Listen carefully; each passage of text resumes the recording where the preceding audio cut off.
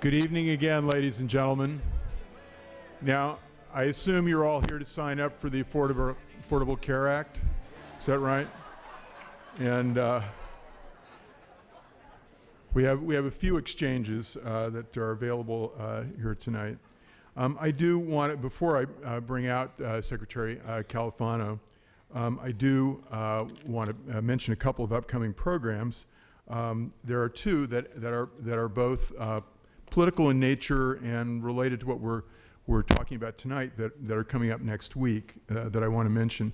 In case you haven't been reading the Kansas City Star or watching TV, the news programs or whatnot, we're about to embark. The City Council will probably vote on it sometime next week, building a convention center hotel. As usual in Kansas City, we're going to present some analysis after they've actually done the deed. And hope that they will understand that. Haywood Sanders, who has a piece in the Kansas City Star today on the opinion page, and as I see it, who is the leading analyst of convention centers and convention center hotels from the University of Texas at San Antonio. He's written a book that will give you his opinion of this called Convention Center Follies, which is the title also of his talk. I've put on the desk in the hall, if you're interested, his opinion piece from the Star today about it, which talks about the experience of some other cities, such as Phoenix, that have done this recently and live to regret it. So Haywood is going to be talking about this on, let's see, what day is it? On Wednesday, next Wednesday, July 22nd at the Central Library. I will say I was sent the city's own analysis of this, and I'll point out this is something I think nobody knows, and this is very library-centric, but I think you're all library fans, so you ought to know this. The rosy scenario version, the city's own consultant that says this will be a huge success for the city, points out that over the 23-year life of the TIF that your library, your school district, the mental health levy, the county, the community colleges, et cetera, are contributing to, the city makes a lot of money. This assumes that convention business doubles roughly. But the mental health levy will lose $142,000. This is if we get good news. The library will lose $300,000. The public schools, the Kansas City School District, will lose $2,200,000, and the community colleges will lose $560,000. That's if it works. We're contributing to it. So I think you just ought to know those are numbers presented by the city's consultant. Needless to say, the library, the school district, the mental health levy are opposed to the convention center hotel. I think you can understand our self-interest, but you'll hear the facts and figures about what goes on nationally with this from Haywood Sanders on Wednesday at Central Library. On Thursday, now this is more directly in line with what Joseph Califano will say tonight, and I'll say in my introduction a little bit too about Lyndon Johnson. We have a program called The Power of Dialogue, how the Emmett Till bill, which created the cold case section of the Civil Rights Division of the Justice Department in recent history, was created in large measure out of two things. One, work that Alvin Sykes did in the Kansas City Public Library with the civil rights statutes that led initially in 1980 in the 80s to a conviction of a man who had murdered somebody at Liberty Memorial, and led Alvin to work with the Emmett Till family and ultimately with Senator Tom Coburn, the very conservative, fiscally conservative Republican senator from Oklahoma, who was the only person who stood in the way for a while of creating the cold case section. How their relationship, how they created a relationship, passed the bill, created the cold case section, which has led to the prosecution of many old civil rights cases, murders in the South, et cetera, and elsewhere. It's a moving story that Alvin has told once or twice before in the library, but we have Senator Coburn coming with Alvin, and I will engage in a conversation with them on Thursday at the Central Library. Well, now, having told you about those two things, I I want to introduce Secretary Califano, but I want to do two things first. First of all, I want to thank the Truman Library. This is part of our ongoing wonderful partnership sponsored by the Kauffman Foundation with the Truman Library. And I want to say a couple of things that I don't normally throw at you about the Truman Library, but I want to emphasize them tonight. One, the Truman Library is a wonderful place to visit. They have great exhibits all the time. Right now, they have some particularly wonderful exhibits about World War II. You know, we're coming up on the 75th anniversary of a lot of things to do with World War II. And the Truman Library, as Liberty Memorial has been and will be with World War I, a center in the United States for this. Many of the great decisions, both during World War II, towards the end of World War II, and at the obviously the beginning of the Cold War, were made by Harry Truman. And we'll talk in a second, or I'll talk now, about the relationship that Harry Truman had to what you're going to hear tonight from Joe Califano. So much of the domestic legislation that Lyndon Johnson passed was first thought up during the Truman administration. And you can see at the Truman Library examples of that. In fact, there's a great moment, I hope I'm not stealing anything from it, there's a great moment in this book, Triumph and Tragedy of Lyndon Johnson, which we have for sale, in which Joe Califano talks about that moment at the Truman Library. The Medicare bill was signed at the Truman Library because Lyndon Johnson knew a couple of things. It was really important to Harry Truman, and that Harry Truman was really the father or the grandfather, however you want to look at it, of national health care in the United States. And so he leaned over to Harry Truman after he'd signed the bill and said, "You are the only person who can understand the satisfaction, you alone, that I feel right now." So the Truman Library is an important place in our history. The Medicare bill was signed, and Joe Califano was there. And the other thing I want to do before I introduce him, and he knows about this, is some of you know that Henry Fortunato, our Director of Public Affairs, is retiring at the end of this month. And you know what happens when you retire. And so we got Joe Califano, and the President of the United States had to issue one of those waivers that you know he's been issuing with regard to the Affordable Care Act to do this for Henry. But we have procured the world's largest Medicare card for Henry Fortunato, and the only Medicare card signed by Secretary Joseph Califano.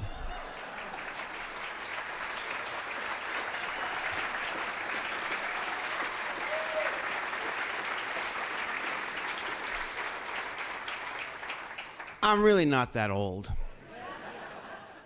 I just qualify for early retirement. But he's not really going to get rid of me. Thank you, Henry.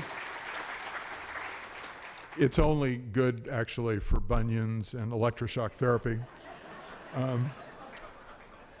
But now, it's a great pleasure. I spent the weekend reading this book. I'd read part of it before in my misspent youth. And you know, Joe Califano is a very, very important man in this country. A lot of it was behind the scenes, particularly during the Johnson administration. He played a more public role in the Carter administration as Secretary of HEW, of Health, Education, and Welfare.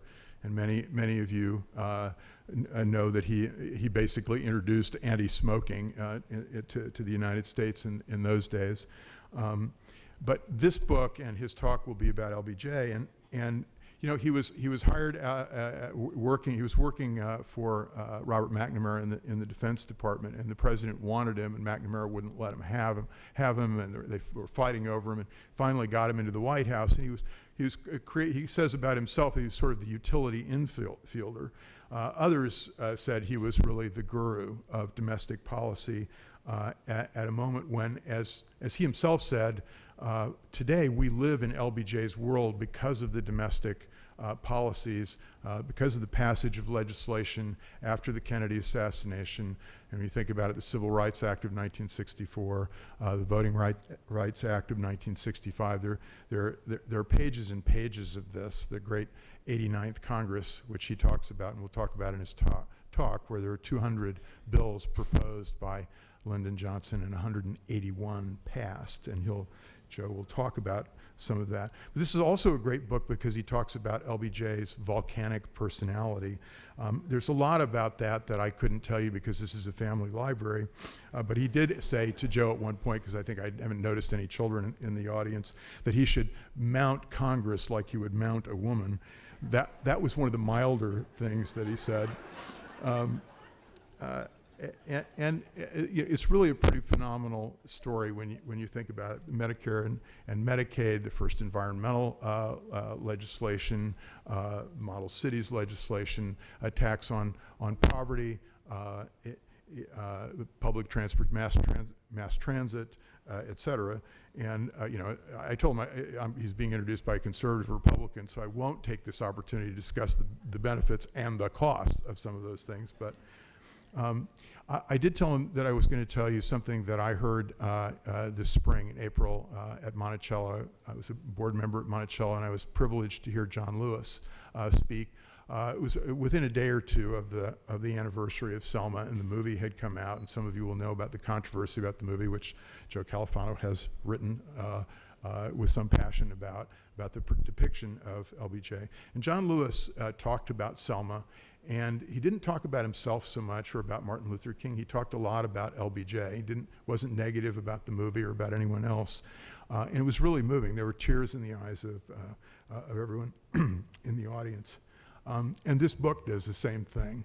Whatever you think about LBJ in terms of Vietnam, in terms of what happened at the latter part of his presidency, the devotion to civil rights, the devotion to the less fortunate, as we were once taught to call them in the United States, is truly extraordinary. And there's a little story in the book that's very personal to Secretary Califano that also epitomizes the best of Lyndon Johnson. At one point, his young son had accidentally popped a lot of aspirin into his mouth from had opened a bottle. His very young son had opened a bottle of aspirin, became sick, and had to go to the emergency room. He had a discussion about that with Johnson, and we now have child safety caps because of that discussion. In any case, as Joe Califano says, we live in a world that was created by Lyndon Johnson. But if Lyndon Johnson was the father, if Harry Truman was the grandfather, the godfather of all that is Joe Califano. Ladies and gentlemen, Secretary Califano. Thank you.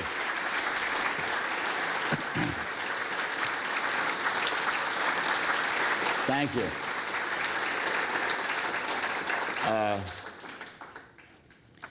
I learned this evening that Crosby is an extreme right-wing libertarian. And it made me think of this.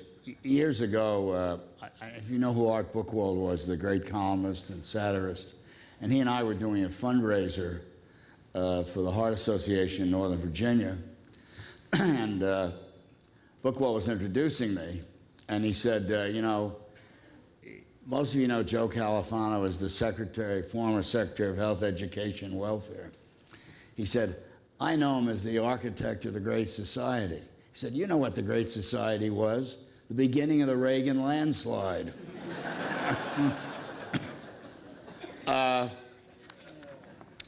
I'll talk a little bit tonight, and I'll take questions, take your questions after it. This book portrays Johnson as he was.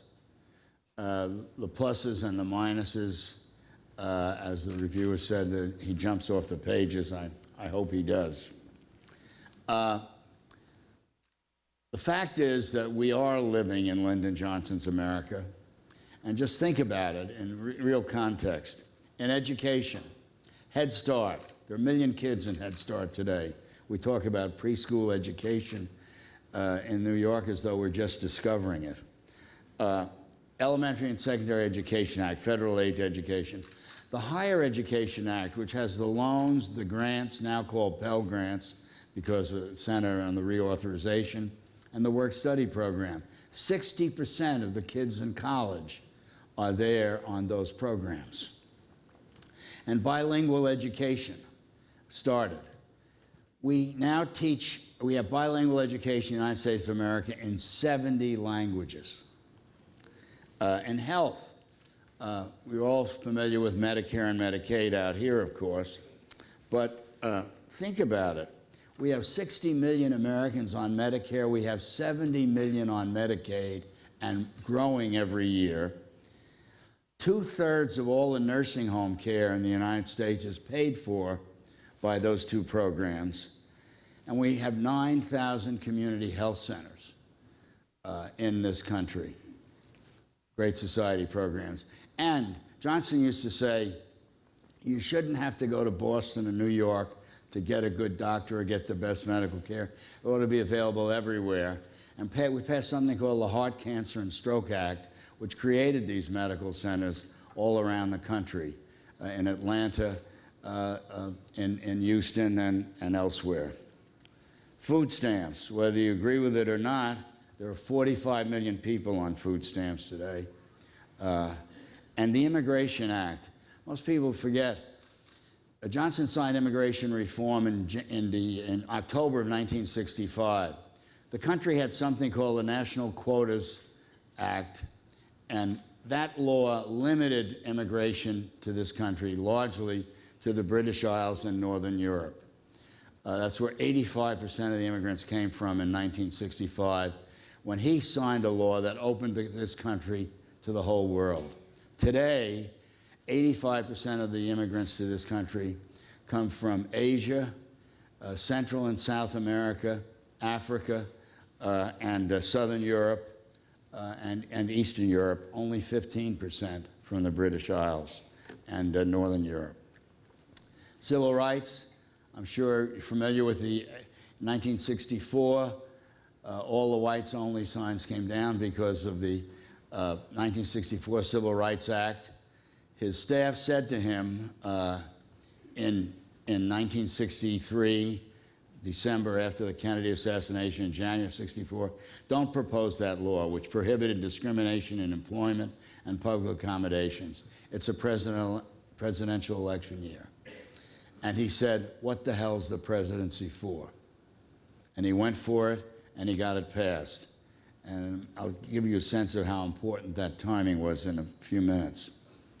The Voting Rights Act in 1965, and the Fair Housing Act in 1968. In the environment, the first clean air, the first clean water, the first solid waste disposal, the motor vehicle pollution law, aircraft noise abatement, highway beautification, and thousands of miles in scenic rivers and trails. And more than legislation, there are two things that LBJ was the first president to do. The first one was, he said, we talk about conservation in terms of preserving the land that's untouched. But he said, conservation also imposes an obligation on those who have defiled the land to restore it, which created this whole array of environmental regulation with respect to corporations. And this, from a message to Congress on February 8th, 1965. I'm quoting Johnson now. Air pollution is no longer confined to isolated places. This generation has altered the composition of the atmosphere on a global scale through radioactive materials and a steady increase in carbon monoxide from the burning of fossil fuels. Think about that, 50 years ago. And in the arts, nobody thinks of Johnson, this sort of tough, occasionally crude, as he defined himself, big-eared Texan, about the arts, but he started the Kennedy Center. It's a classic example of LBJ. In January of 1964, before his first State of the Union message, for a couple of decades, Washington had been trying to get a cultural center, and it was impossible to get it through Congress because Washington, D.C. was a black city, and Congress wasn't about to pass it. And Johnson, in January of 1964, before the State of the Union message, goes to the leadership of the House of the Senate, and he said, let's create a cultural center in honor of John Kennedy, the John F. Kennedy Cultural Center. And that law was introduced and passed in the couple of weeks before he delivered the State of the Union. But beyond that, the Hirshhorn Museum and Sculpture, the Renwick Gallery, the American Film Institute, the Woodrow Wilson Center for Scholars, the National Endowments for the Arts and Humanities, which have spawned 1,800 theater companies, 800 symphony orchestras, and chamber groups and dance companies and opera companies all over this country, including out here. And the Corporation for Public Broadcasting, proposed and passed in 1967. We now have 350 public TV stations and about 900 public radio stations. I'll talk a little about the Hirshhorn Museum later. And then there's another thing. In those Johnson years, we saw a dramatic changing of the country. The country was changing. We saw the morphing of the corner grocers and local pharmacists and local small retailers and local store chains into national drugstore chains, national banks and retailers. And what? They needed protection. So he created the Product Safety Commission, and highway and auto safety, and wholesome meat, poultry, and the Child Safety Act, which I think Crosby mentioned. I might say he mentioned it in a very nice way. In fact, the president was very disturbed when he couldn't find you. I had two incredible experiences with him. One, Crosby mentioned briefly. He called. He said, "Where the hell are you?" I said, "I'm in a hospital." He said, "What are you doing there?" I said, "My son swallowed a bottle of aspirin." And he said, "Well, those damn bottles. He said, "There ought to be a way to make them much harder to open so kids can't get at them." And that's the Child Safety Act, which is why most of you and I have trouble getting out of pills.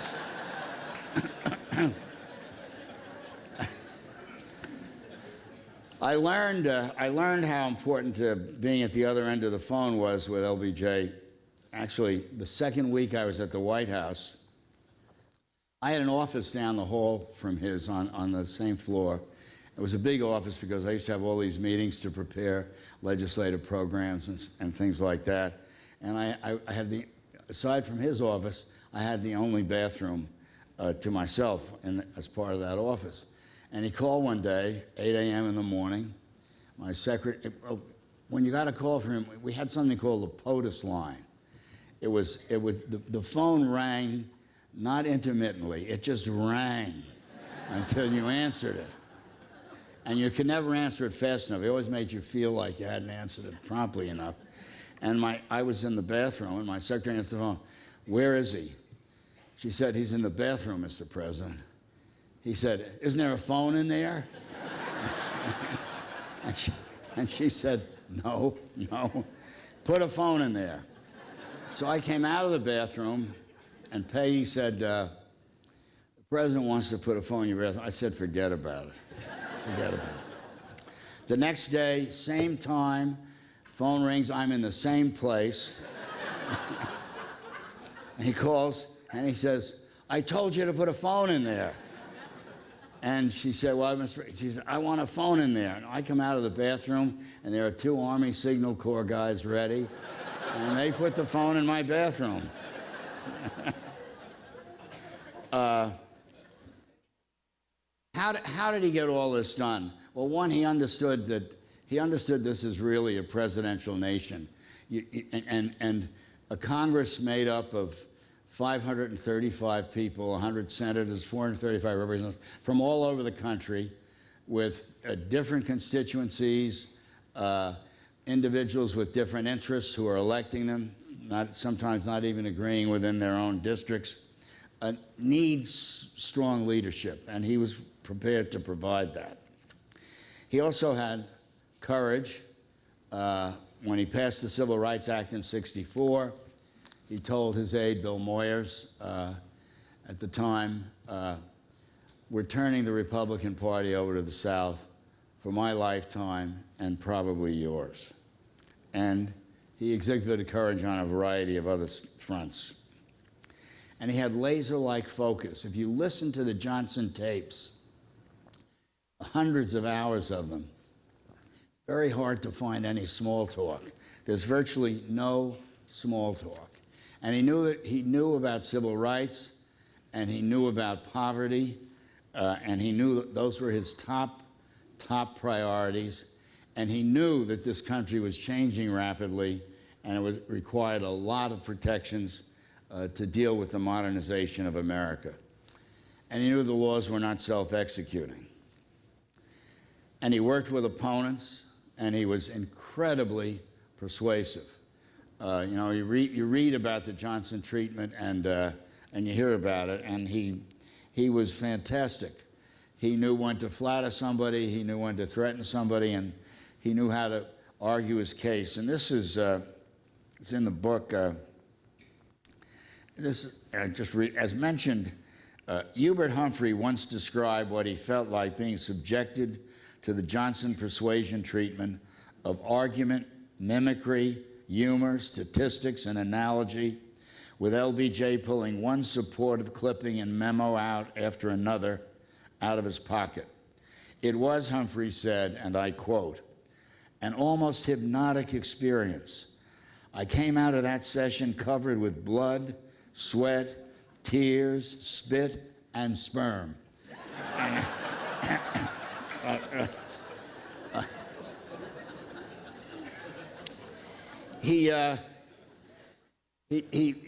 To get things done, he needed the Republicans, in particular both in the House and the Senate.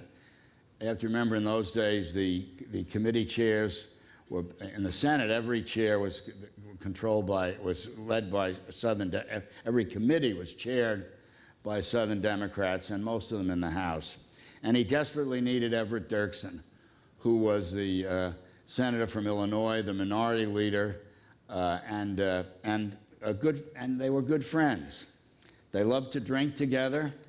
When Dirksen would come over in the late afternoon or early evening, he would drink bourbon and Johnson would drink scotch. And every one of Dirksen's drinks had 1.5 ounces of bourbon, and every one of Johnson's drinks had 1/2 ounce of scotch. After the election in '64, remember now, Dirksen was critical to getting the '64 Civil Rights Act passed. On the day after the election, there's a wonderful phone conversation. Dirksen is calling LBJ to congratulate him on this unprecedented victory, 61% to 39%. And Johnson says, "You know, Everett, I wouldn't want to be here if you weren't here as well. I'm so glad you're here." And Dirksen said, "Well, you know, Mr. President, I have to get surgery, and I don't. If you're going to have any meetings, I'll postpone it. If you're going to have meetings of the leadership." And he said, "Everett, surgery? Where are you having surgery?" And Everett said, "Well, at Walter Reed." The president said, "Isn't that wonderful, Everett? How you and I have all this taken care of by the government. We can go out to Walter Reed. We can get our surgery. You know, if we could pass Medicare, we could do that for all the old people in this country." And before Dirksen can say anything, he says, "Now, Mr. President," and he says, "And Everett, I'm going to be coming to Congress with a Voting Rights Act. I need your help on that." "Oh, no, Mr. President, I can't. That's something I can't do." He said, "Everett, I need you." And they talked back and forth. And he said, "Everett, let me tell you something. If you come with me on the Voting Rights Act, 100 years from now, there will be only 2 people from Illinois that Americans will remember: Abraham Lincoln and Everett Dirksen."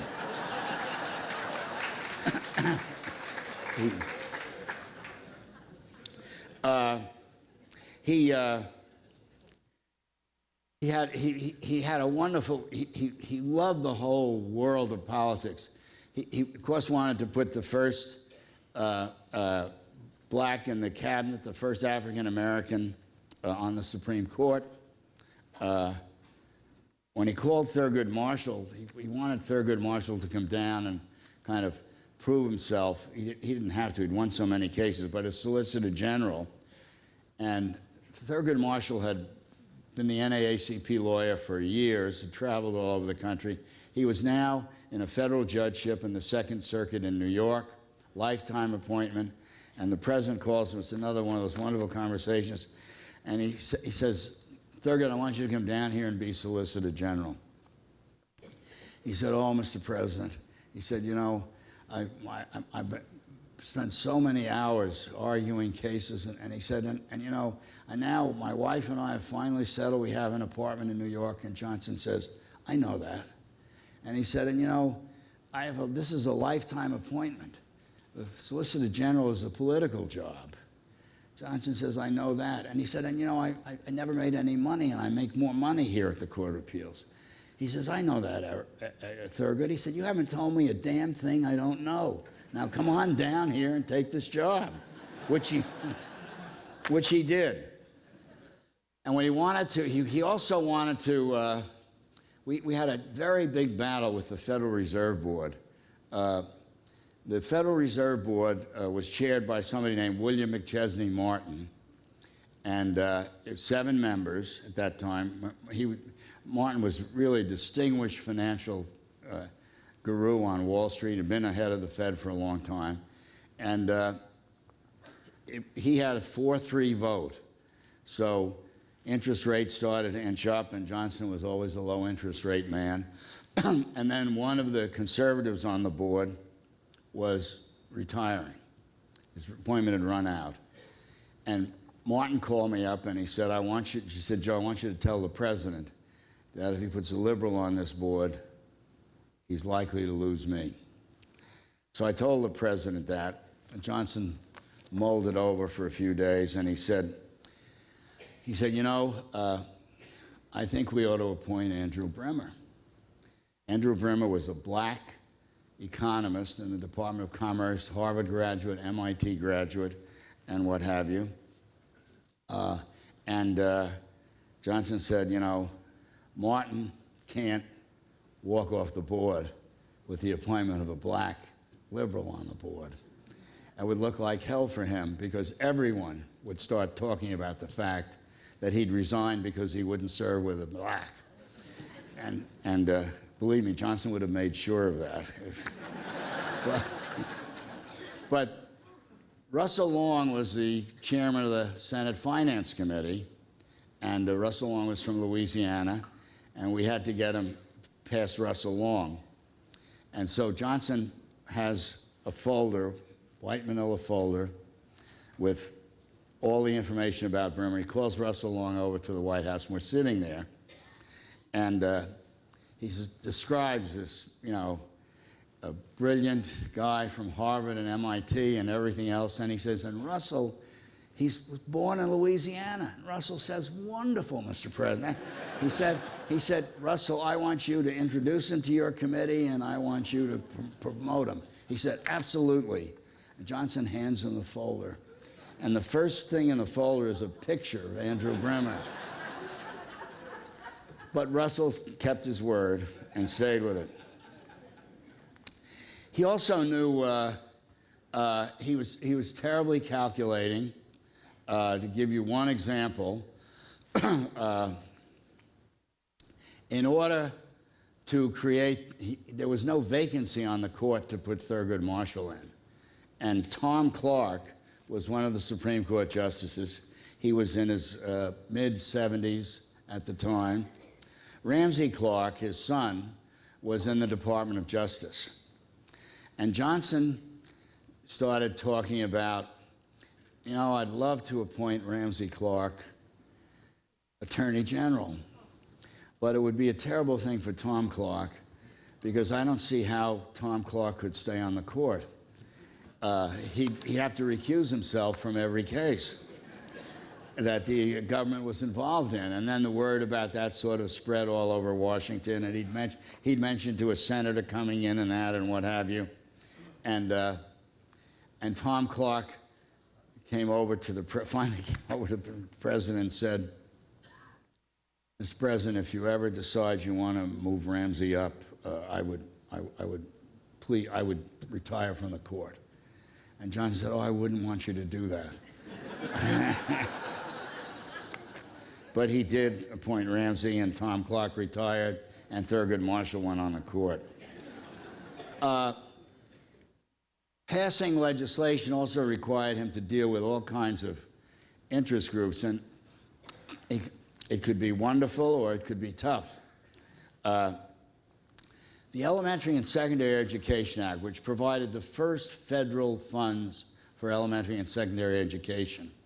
People had talked about it for years, but hadn't been able to get it passed because the Catholics were able to kill any law that didn't provide funds for Catholic schools, and the secular urban Jews and evangelicals were able to kill any law that did provide funds for Catholic schools. And Johnson kept noodling this, and the chairman of the committee, it was further complicated because the chairman of the House Education Committee was Adam Clayton Powell. Adam Clayton Powell was a congressman from Harlem. He was an African American, and Johnson finally talked to Powell and said, you know, I want to do this. It's going to be very hard, but now it's quite a whole racial tone, and you got to get out of town. Adam Clayton Powell went to Bimini. Some of you may or may not remember.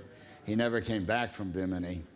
But in any case, and he said, get Hugh Carey, who was a congressman from Brooklyn, to take over on this bill.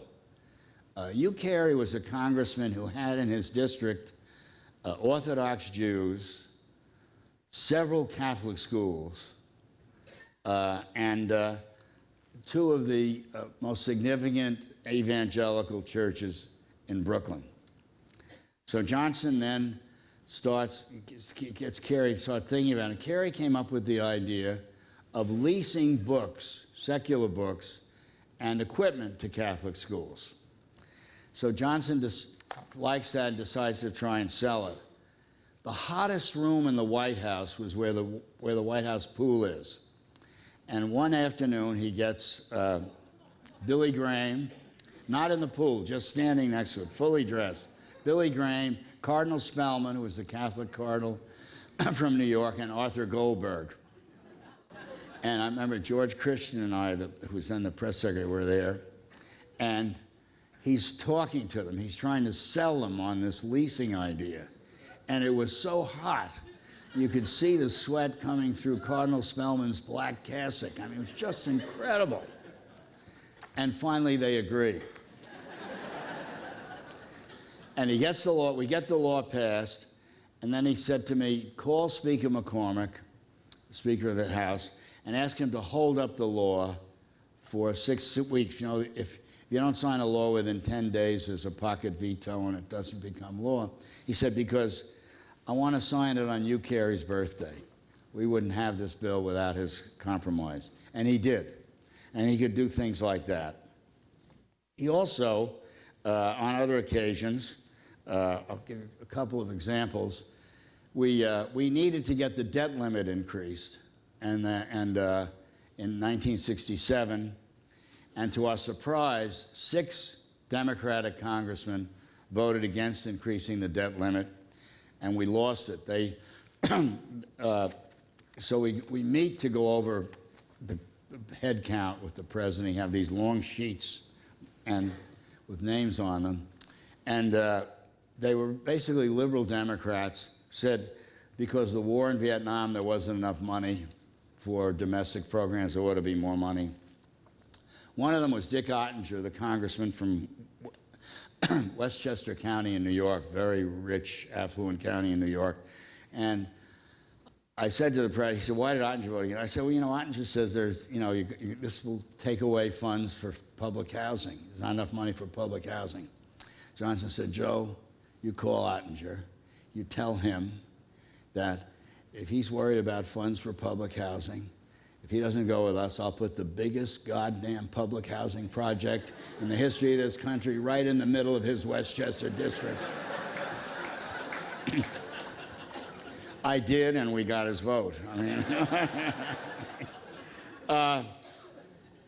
he also, one time, Nick Katzenbach, when he was the Attorney General, called me and he said, I just want to give you a heads up. We have a grand jury that's going to be investigating 2 senators. And he said, I just, let the president know. I had no idea what LBJ would do, and I waited till dinner one evening, and I said, Nick called yesterday, and he said the grand jury is starting an investigation to look at these 2 senators, and the president says, call Nick, tell him I want to keep that investigation going till we get their votes on our bills. Then he can do whatever he thinks is right.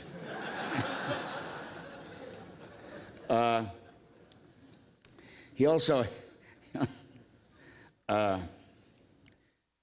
Lady Bird Johnson went to Connecticut and saw the Hirshhorn sculpture.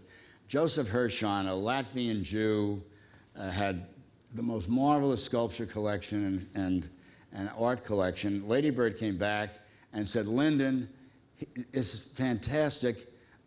He will give it all to the United States. But he wants the museum named after him. And the president finally decided, okay, so we proposed the Hirshhorn Museum and Sculpture Garden. And Claiborne Pell, the senator from Rhode Island, who chaired the relevant subcommittee, was opposed to naming it the Hirshhorn Museum. Wanted to name the Smithsonian Museum, and how could we name a museum after this guy, and what have you, and what was his background. And in any case, I went up to see him. Harry McPherson, another Johnson, they went up to see him. We had made no progress. And finally, the president said, well, let's bring him down. So Johnson had his little green office next to the Oval Office. And we're sitting there. And he describes, he said, Lady Bird says there's no sculpture like this in the world. And Pell says, it's true. It's the most incredible collection. But we have nothing on the mall that's named like that. Has to be the Smithsonian. Argue back and forth. And finally, Johnson says, Claiborne, I want the American people to see this sculpture. And the only way they're going to see this sculpture is if we call this thing the Hirshhorn Museum. Now, I don't care if we call it the Horseshit Museum. I want the American people to see it. And Pell was absolutely, I thought his eyes would go out of his head. And Pell didn't agree at that moment, but a couple of days later, he called Harry McPherson and said he would go along with the Hirshhorn Museum. He had a wonderful, a couple of other examples. Johnson was very opportunistic, and it's important for presidents to be that way. The Fair Housing Bill was the most controversial bill we ever proposed. It incited the worst, nastiest mail we ever got at the White House. Proposed it in 1966 in January. I remember doing the briefing on it. I used to brief on all these bills. And even though I was mentioning about paragraph 21 of a New York Times story, it was the only time I ever got mail threatening my life. And we just couldn't get it. So, but Johnson kept trying. He got the Senate to hold hearings. And in the middle of Tet, and those of you who may or may not remember Tet, awful Vietnam, the Viet Cong had a massive campaign. It was a trauma for the people in this country. That week, Johnson calls up Phil Hart, liberal senator from Michigan, and he says, Phil, take that fair housing bill to the Senate floor this week. Everybody's focused on Tet. You'll get it through. And the bill passes. We couldn't get it through the House. The chairman of the House Judiciary Committee was Emanuel Seller. He was actually a congressman from the district where I grew up, in Crown Heights, which was a district largely made up of Jews and Italians. Blacks were moving in, and he was afraid that if he reported this bill out, that it could cost him his reelection. And we just couldn't budget. Martin Luther King was assassinated, probably the worst week in the White House, and I remember. And the president had me move into the living quarters with him. And the day after that night of the assassination, he said, I want you to call the Negro leaders. That was the term in those. And I called them all. I must say, I called Martin Luther King's father and asked him to come. He wanted them up. Johnson wanted them up the next morning. He asked him to come up. And he said, I can't come up. I'm just not up to it. And I said, well, we'll fly you up. He said, no, I can't. I said, well, the president wants, he wants God to bless you in this troubled time. And father said, tell the president, God bless him. He needs God's blessing more than anybody else does at this time. The other black leaders came up. After the meeting with the black leaders, the president said to me, we're going to get something out of this tragedy. We're going to get our fair housing bill. And he said, we'll get it out of the House. And he wrote a letter to the Speaker, McCormick, and the minority leader, who was Jerry Ford, later became president, asking them to pass the bill.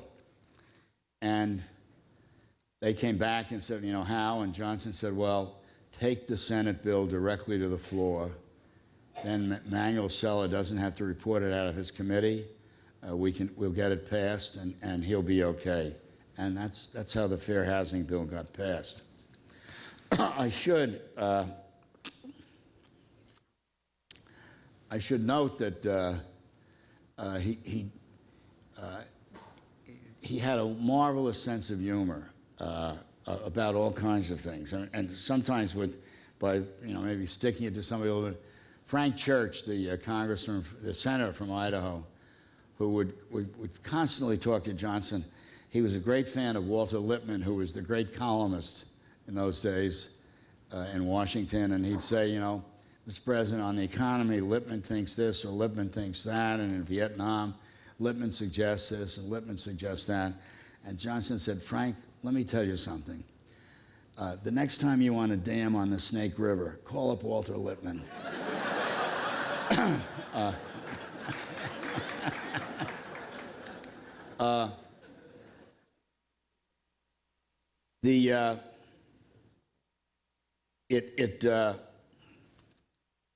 It was the worst. The worst week in the White House was the week after King was assassinated. And even then, I would bring the president every couple of hours a report on riots. You have to remember, we had troops in 6 cities. We had riots in 100 cities. Those of you who are old enough to remember that awful, awful week. I would be bringing him executive orders to sign, to send troops in or do this or do that. And one night, I bring him this report from Hoover, which says, Stokely Carmichael, the great black firebrand. Stokely Carmichael is organizing a mob on the corner of 14th and U Streets in Washington to march on Georgetown and burn it down. And Georgetown was the section of Washington where all the TV commentators and the columnists and the Washington Post and New York Times reporters that drove Johnson crazy lived. And Johnson read this and he said, God damn, I've waited 35 years for this night.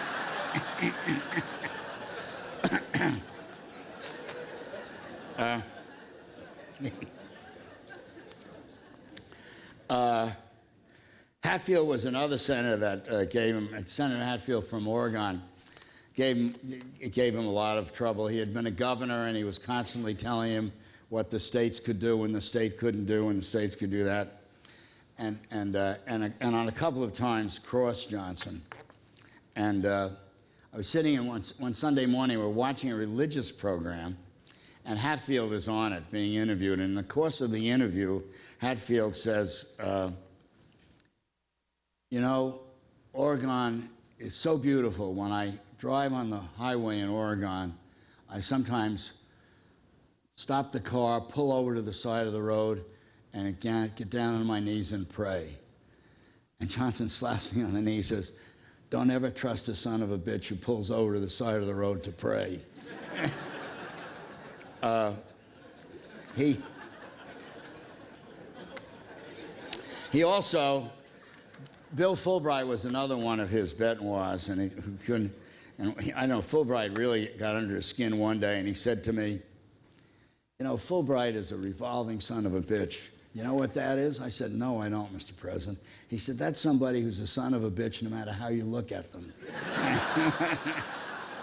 I have.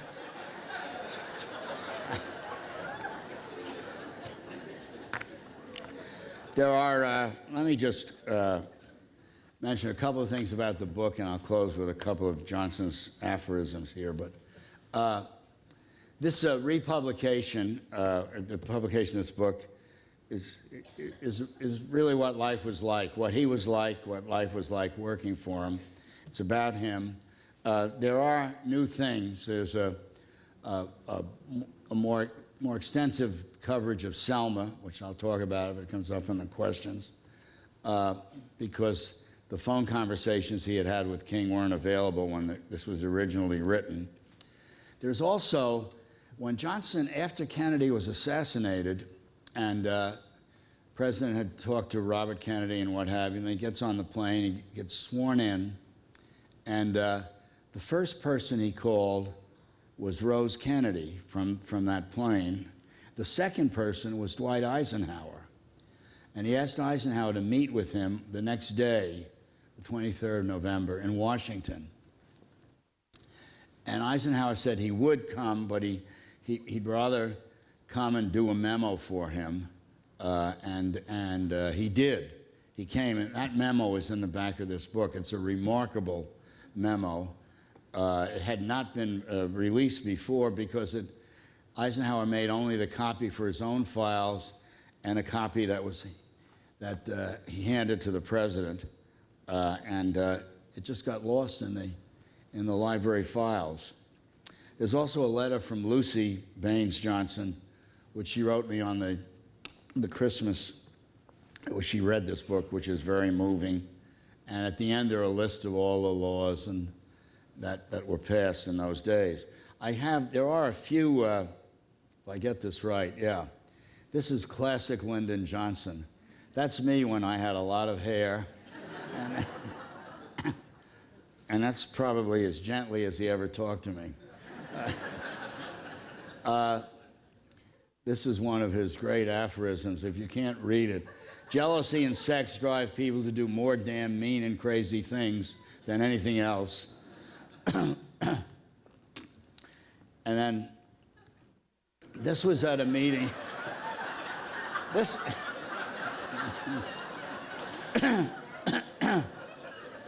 was at a meeting between.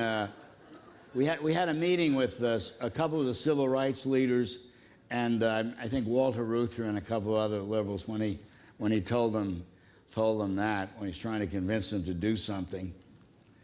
And then this was the trouble with the Democratic Party is that all the intellectuals want to be politicians and all the politicians want to be intellectuals. There is something to all of these. And this was what he used to say all the time. That, incidentally, is in my office the night King was assassinated. It's actually about 3 in the morning the next day, and those little dots are fires in Washington, D.C.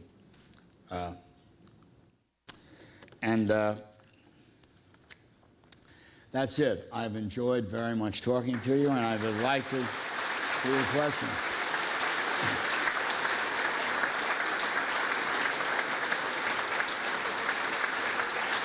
Thank you. Thank you. Thank you. If anyone has a question, please. Please come up to the microphone for... Go ahead. No questions, please, after all, he answered No. all of those. Go ahead. Could you speak to this? Given President Johnson's insight, his foresight, his incredible political skill to get the seemingly impossible done, how could the Vietnam situation be left unresolved by someone of that ability? You know, it's all of the people, that's the tragedy, of course, in this book, The Triumphant Tragedy of Lyndon Johnson. The tragedy is the war. All of the advisors to President Johnson in the government, or who were all Kennedy's advisors, recommended the buildup in Vietnam. He delayed it for a long time. The only one opposed was George Ball, who was in the government. He was the Undersecretary of State. And the most vigorous opponent was Clark Clifford, who was a lawyer in Washington and close to Johnson.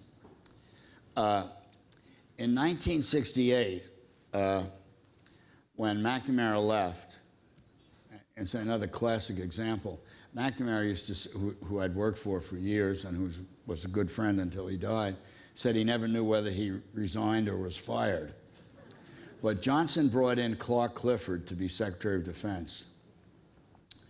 And that was he brought in Clifford because he was trying to end the war on his watch. And then he withdrew. And in that speech, of course, he did get the North Vietnamese to the negotiating table in Paris.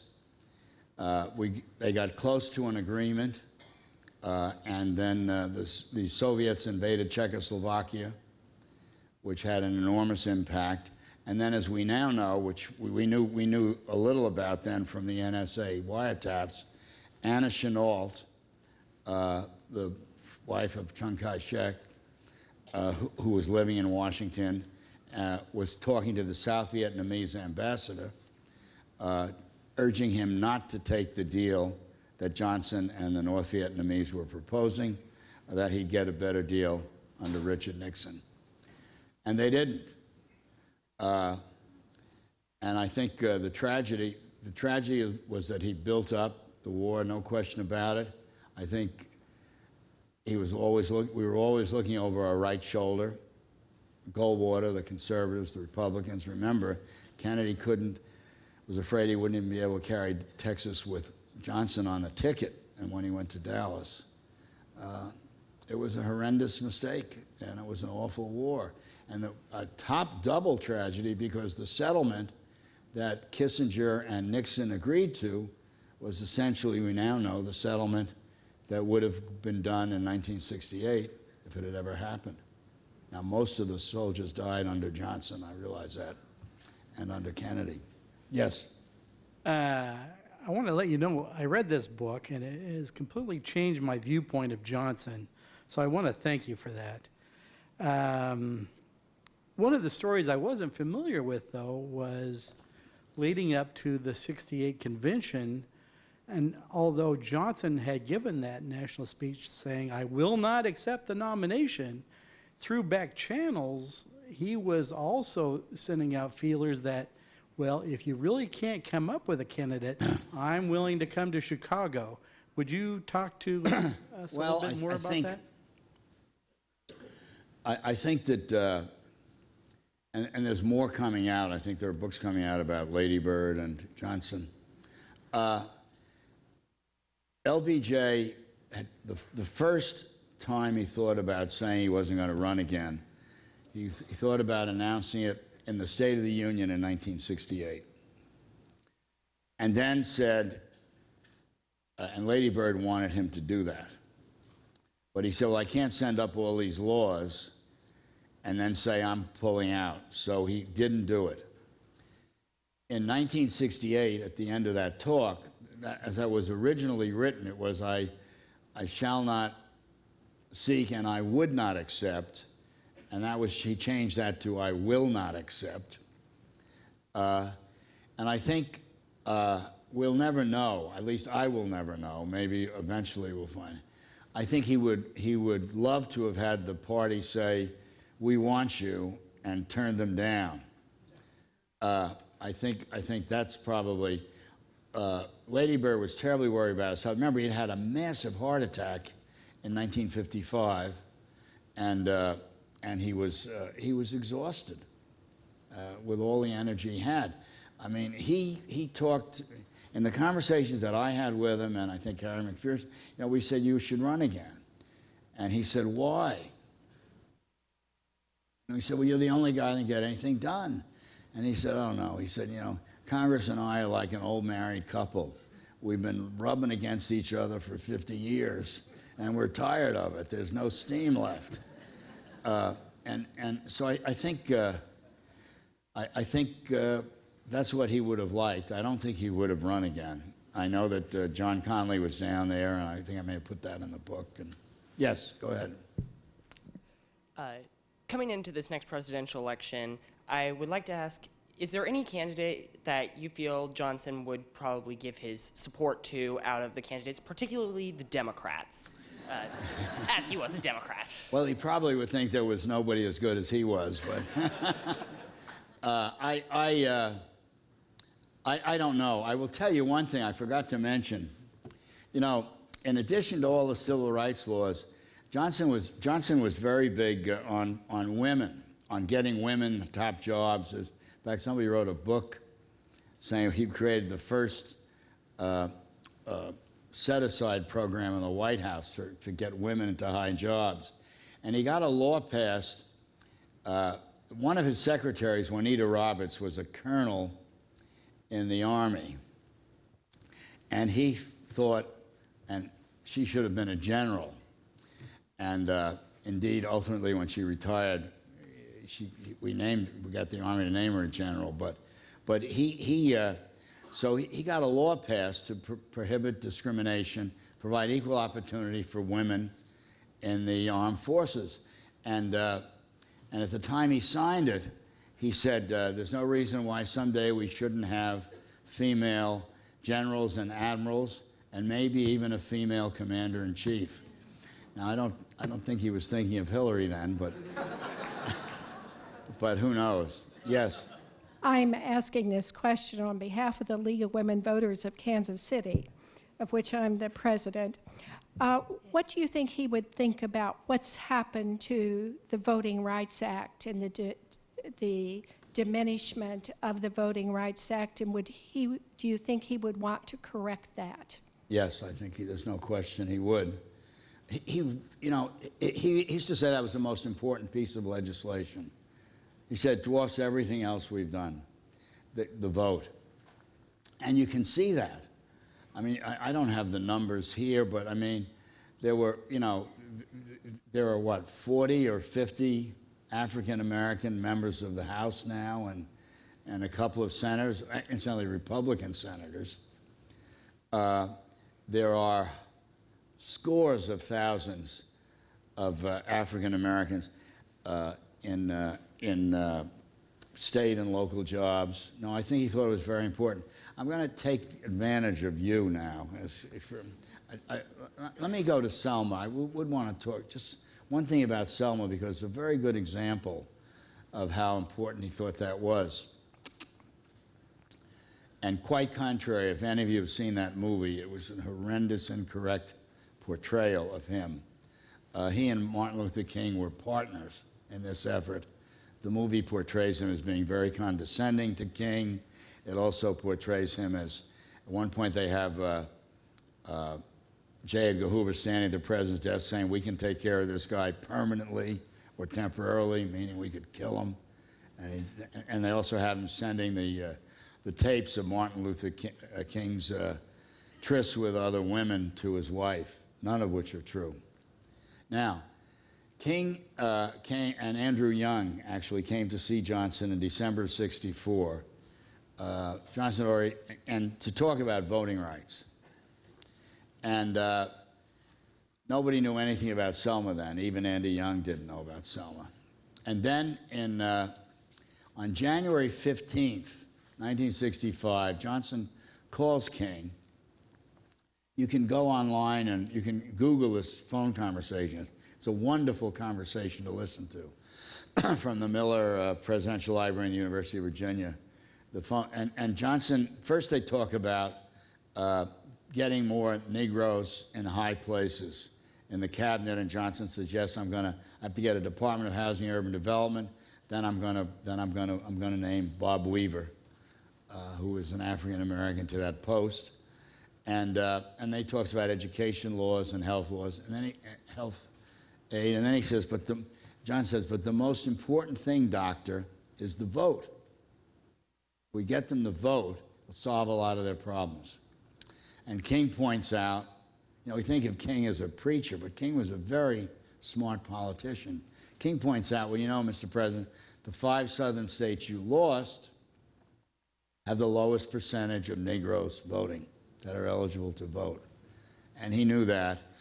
And then Johnson says to King, I want you to find the worst place you can contribute to this. What I'm gonna try and shove through up here in Washington. You find the worst place in the South where a Negro has to recite the Constitution or recite this or that, and a white doesn't have to do it in order to be able to vote. And you get it on radio, and you get it on television, you get it in the pulpits, and you get it and repeat it and repeat it and repeat it, so that some guy is doing nothing but driving a tractor says it isn't fair. And he says, don't talk about it as the Negro vote, the right of Negroes to vote. Talk about it as the right of everybody to vote. Everybody who's 18 or 21, whatever, old enough to fight a war has the right to vote. King comes back. Actually, Julian Bond was the one who was working in Selma and had started trying to get the vote there. King comes back on February 9th and tells the president he's found the place. The place is Selma. They're going to have a march, and Johnson says he hopes there won't be any violence or what have you. And of course, there is the horrendous violence. The preachers, the white minister from Boston is killed. John Lewis is beaten up very badly, and Johnson calls George Wallace, who was the governor of Alabama, and invites Wallace to the White House. But he's trying to set a stage here. And Wallace comes up and, of course, tells the president, says the president, he says, you got to let these people vote. Wallace says, I have no control over what happens in the voting booths. And LBJ says, yes, you do, George. You had enough control to beat me in Alabama. And then Wallace says, and he says, and you got to protect these marches. And he said, I can't, I have no way to protect the marches and what have you. And Wallace just tells about all his problems. And there's a wonderful line, I forget the language. He says, George, that's bullshit. And it's a lot easier to slip on bullshit than on gravel. And you gotta, so he lets Wallace go out to the White House press corps, recites all the segregationist stuff, which Johnson knows he will. And that sets the stage for the federal judge in Alabama to order say the march is legal and go forward, which sets the stage for Johnson to federalize the National Guard and protect the marches in what was the grand and glorious march we know of Selma. But the answer is he would. Yes, go ahead, I'm sorry. Thank you for just a fantastic and riveting presentation, Mr. Secretary, really impressive. When I was in college, I wish you'd tell my wife. When she's nearby, I'll let her know. But anyway, when I was in college, I learned about He's politics. a Republican, actually. Go ahead. So I learned years ago that part of LBJ's legendary legislative success was due to a friend of his named Bobby Baker, who was referred to as the vote counter, and he was the one who would tell Johnson, who's going which way in that, and who does he need to give the treatment to. I just wondered if you could share a little bit about him and their relationship, and what was that about? I didn't know Bobby Baker. Bobby Baker was Johnson's top aide in the Senate, and when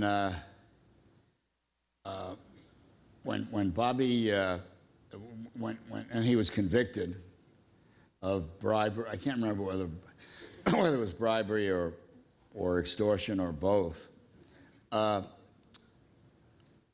Edward Bennett Williams, in later life, the great criminal lawyer, and I became law partners after I left the Johnson White House eventually. But when Johnson wanted to appoint the first African-American mayor in this country, which was Walter Washington in Washington. But the editor, the publisher of the Post, Catherine Graham, wanted Edward Bennett Williams to be named the mayor, and Williams was interested. I didn't know him at this point. And I said, you know, I don't know him, he really doesn't know anything about the cities, and Johnson wants to appoint the first African-American mayor. And I said, also, Williams was arguing Bobby Baker's appeal of his conviction, and it would look like it was a payoff. And so he did name Washington. But no, I just didn't know him that well. Yes? Thank you, Mr. Secretary. Always wanted to say that. I just was wondering if you had any stories or any anecdotes that you'd want to share from the 1964 election. I know that Goldwater and Johnson served in the Senate at the same time. Just kind of curious if they were personally acquainted at all, if, or, you know, if... Of course they were acquainted. There's a wonderful, I guess it was on PBS, there's a wonderful hour-long piece on, because this was the first campaign that really used television. You know, I don't know, some of you must remember it, the little girl picking the daisies, and then the thermonuclear explosion, which was representing Goldwater, would blow us all up. And it only ran once, but it was well known.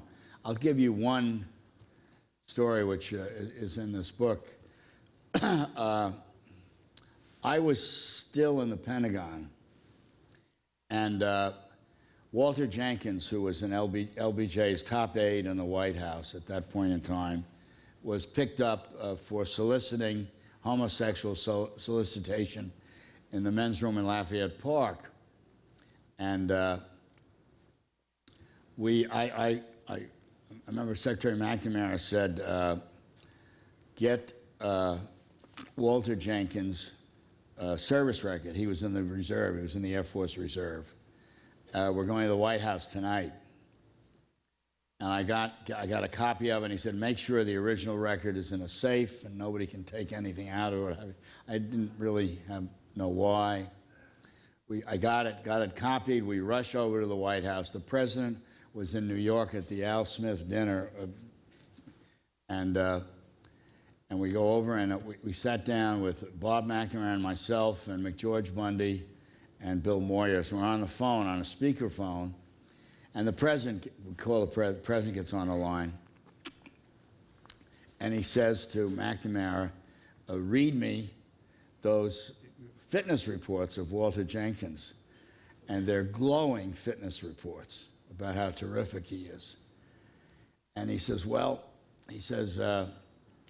I think you should call up General Goldwater, because Barry Goldwater was Walter Jenkins' commanding officer in the reserve, and tell him about that, because he'll be very hurt.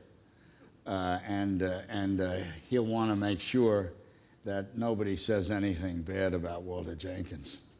And he did. And he didn't. Goldwater never used it. Go ahead. Hello, thank you. My question is, had Johnson been alive and in politics today, what do you think, what act or reform or bill do you think he'd be trying to get passed?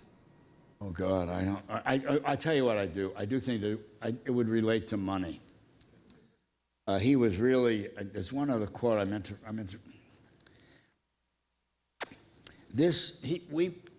he proposed public financing of presidential campaigns. We it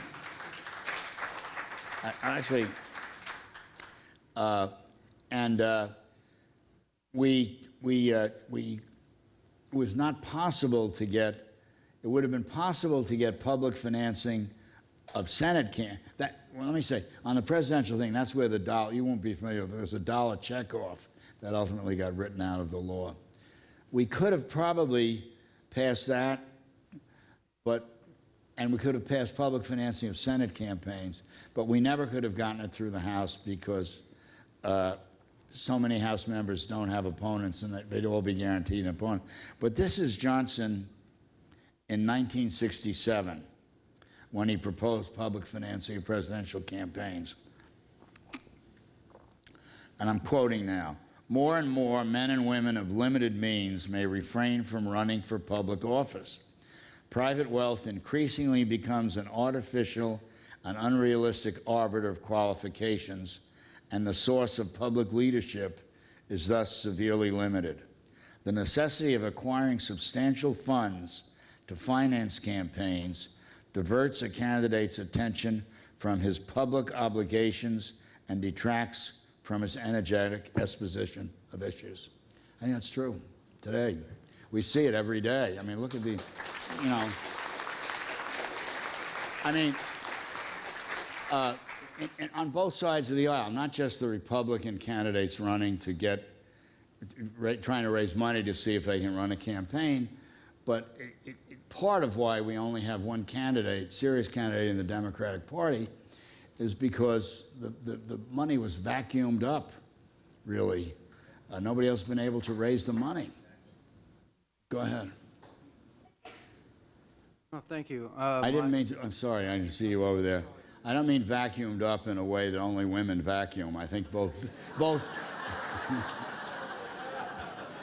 Bill and Hillary vacuumed it up. Go ahead. I'm curious about the nomination for Justice Fortas to succeed Chief Justice Warren. And would another nominee have been successful at that time, or was the timing of that nomination just such that no nominee was going to be selected by the or voted in by the Congress? This is a reference to Earl Warren, the Chief Justice, came to the president and said he was leaving the Supreme Court, and he would leave whenever the president could not name a successor. This is 68, I guess mid-68. The president proposed Abe Fortas, who was a very close advisor of his, but also had a whole set of problems, very liberal, and that created a problem. And the president, there were two, Fortas was on the court, proposed Fortas to be Chief Justice.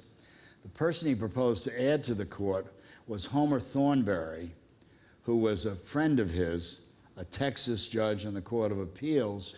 And Homer Thornberry had, the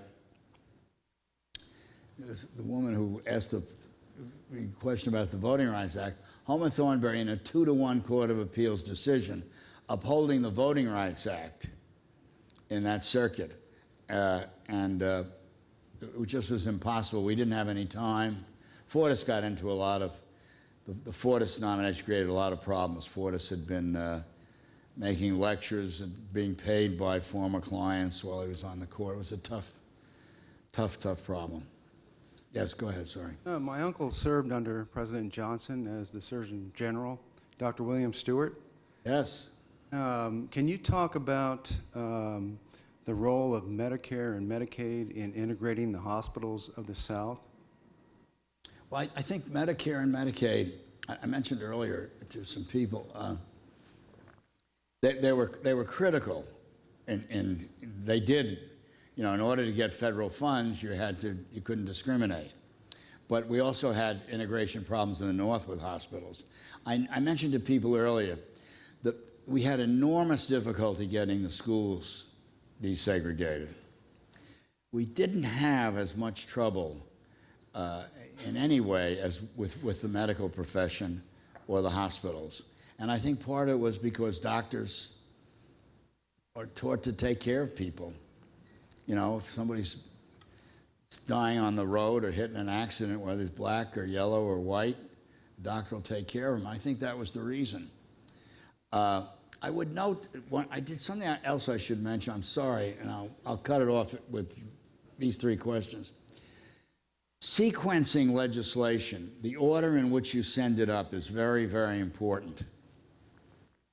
And the importance, which we didn't understand at the time, of getting the Civil Rights Act of '64, which prohibited discrimination in accommodations in employment and required desegregation where federal funds were involved, was that we never would have been able to pass that law if it came after the Elementary and Secondary Education Act provided funds to elementary and secondary education. If it came after Medicare and Medicaid, if it came after the higher education laws, because all those laws race would have been, Congress would have said, whoa, whoa, whoa, no, we're not going to add to this. We're not going to let you use federal power to do this. And sequencing is a very important part of getting laws passed. Go ahead. When we talk about Johnson's vast political skills, do you think today somebody of his skill could be so successful given the large echo chambers the left and especially the right seem to exist in? Well, I think modern communications Johnson was not good on television, is a difference. I think number two, there was a greater ability to do things quietly, if you will, than there is today. But I do think that the president has to really understand Congress, has to really understand why people do things and don't do things. Look,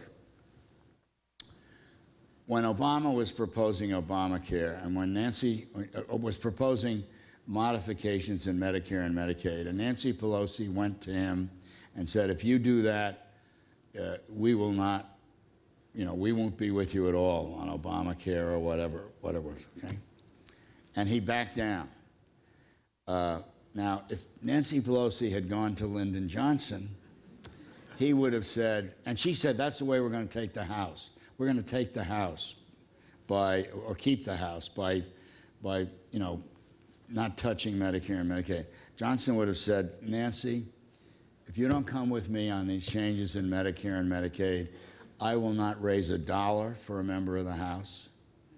I will give announcements to Republican members. I will, it would have been a much different conversation. I think there is an element of experience is very important on that part of it. But I think it would be tougher today.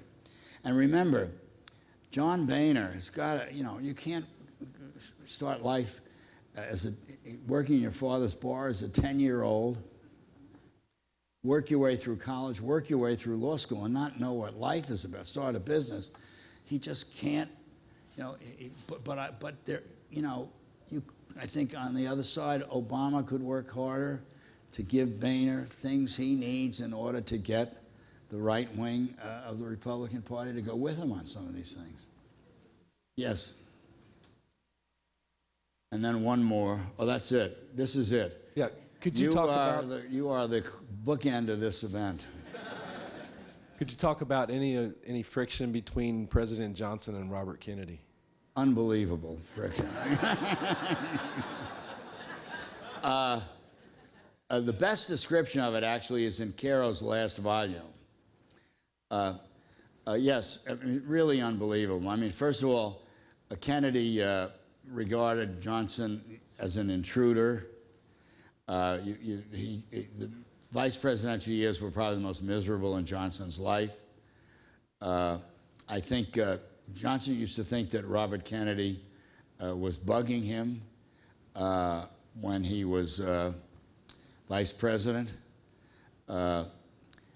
Johnson made a big deal when he was president of ending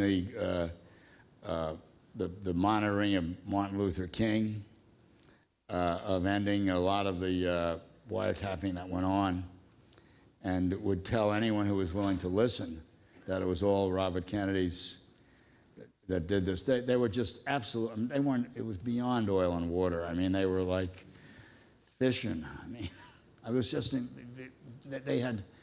They really didn't like each other. I can't. It's hard to describe. Every time I'd go to a party at Robert Kennedy's house, if it got into the Washington Post, I'd just get hell. I mean, teasing, but really, you know how you can tease and stick that needle in and then turn it a little bit? There's no question about that. And it started in the beginning. Remember, Bobby Kennedy went to work for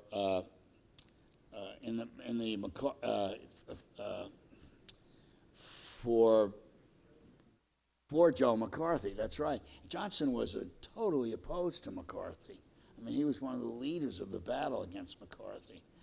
And then in the Carroll book, there are stories about Johnson would walk into the Senate dining room when he was majority leader, and Bobby Kennedy and a couple of people would be sitting around a table, and a couple of senators would get up and shake his hand. Bobby Kennedy wouldn't, even then. I mean, it went way back. I don't know why. I think John Kennedy treated him pretty well. He always spoke highly of John Kennedy, and but I think I think there was absolutely no love lost. And remember, the Kennedy people were not very nice, with the exception of Larry O'Brien and Ted Sorensen, after the assassination. They felt like, you know, they were hurt, obviously, very badly, and Bobby, I'll tell you, when Robert Kennedy ran for the Senate in New York, the last week of that campaign, he asked Johnson to come up, and Johnson went up twice because he was worried about Keating. He worried about losing, getting beaten by Keating on an issue relating to Cuba. And Johnson went up twice. Bobby Kennedy, on the night he was elected, now remember, Lyndon Johnson carried New York by over 2 million votes in that 64 election. I think Robert Kennedy won the Senate by 400,000. And when Robert Kennedy got up at his speech thanking people, he thanked everybody you could imagine, but he never mentioned Lyndon Johnson. And I tell you, Lyndon Johnson never forgot that. I mean, that was like a dagger in the heart. Thank you all very much.